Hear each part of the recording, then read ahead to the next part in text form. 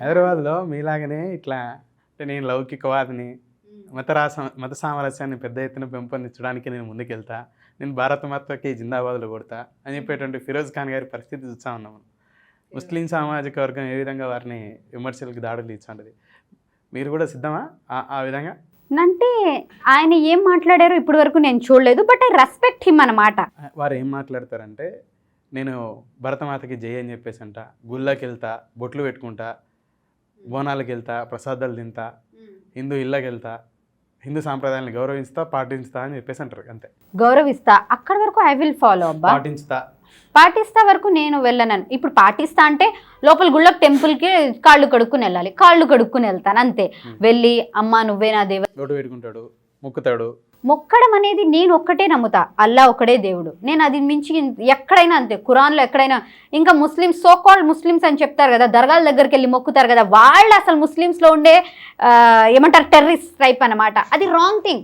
ఇస్లాంలో ఎక్కడ ఖురాన్లో కానీ దర్గాలకు వెళ్ళండి, ఒకళ్ళ ముందు తల వంచండి, మొక్కండి అని ఖురాన్లో ఎక్కడా రాసిలేదు. మీరు ఎంతమందినైనా అడగండి, దర్గాకి వెళ్ళి అక్కడ వాళ్ళ కాళ్ళ మీద పడండి, వాళ్ళని వేడుకోండి అని ఎక్కడ ఏ ఖురాన్లో కూడా రాసిలేదు. హదీస్లో ఏ ఖురాన్ అంటే ఒకటే మాకు ఖురాన్ ఉండేది, దాంట్లో నో చేంజెస్, ఎక్కడ మెన్షన్ కూడా చేయలేదు హదీస్లో. దేవుడు ఒక్కడే అంతే. మనం నమ్మాల్సింది ప్రొఫెట్ మొహమ్మద్ అంతే. మేము చేసే ప్రతి ప్రేయర్లో కూడా ప్రొఫెట్ మొహమ్మద్ ద్వారా మన యాక్సెప్ట్ చేయాలి దేవుడు మన ప్రేయర్స్ అన్ని అంతే. దెర్ ఈజ్ నో మతలబ్ వేరే వాళ్ళు ఎవరు లేరు దర్గా మీడియేటర్స్. వాళ్ళు మంచి పనులు చేసి దేవుడికి నచ్చిన వర్క్ చేశారు కాబట్టి వాళ్ళకి ఆ పొజిషన్స్ ఉన్నాయి. వాళ్ళ దగ్గరికి జెంట్స్కి ఎలా ఉంది, మళ్ళీ లేడీస్ కూడా లేదు లోపల వరకు. అక్కడికి వెళ్ళి జస్ట్ మేము 2 రకాత్ సున్నత్ నమాజ్ చదివి వచ్చారు. దేవుడు అని చెప్పేసి విశ్వసిస్తారా?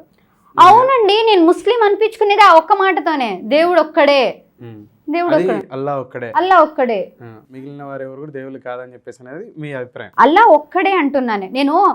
పెద్ద కోడలు మంచిది అన్నాను. ఇప్పుడు మీరేంది అయితే చిన్న కోడలు మంచిది కదా అని గొడవ పెడుతున్నారు ఇక్కడ. చిన్న కోడలు మంచిదో లేదా నేను చెప్తున్నా. చిన్న కోడల్ని నేను చూడలేదు, నాకు తెలియదు, నేను ఎప్పుడు ఆవిడని కలవలేదు. నేను పెద్ద కోడలనే కలిసాను. సో నేను పెద్ద కోడలే మంచిది అంటాను అంతే. సో నేను నమ్మేది అల్లా ఒకడే దేవుడు అంతే.